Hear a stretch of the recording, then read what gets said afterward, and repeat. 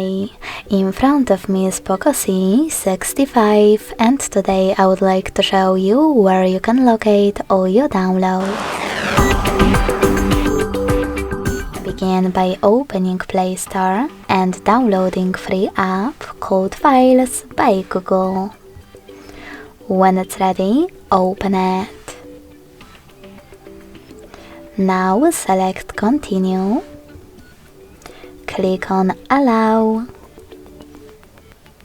and tap on the gray switcher next to Allow access to manage all files.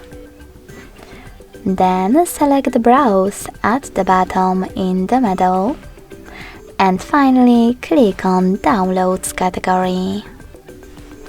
As you can see, all my downloaded files are over here. To access one, click on it. Thanks so much for watching. If you enjoyed this video, smash that like button, comment and subscribe. Bye!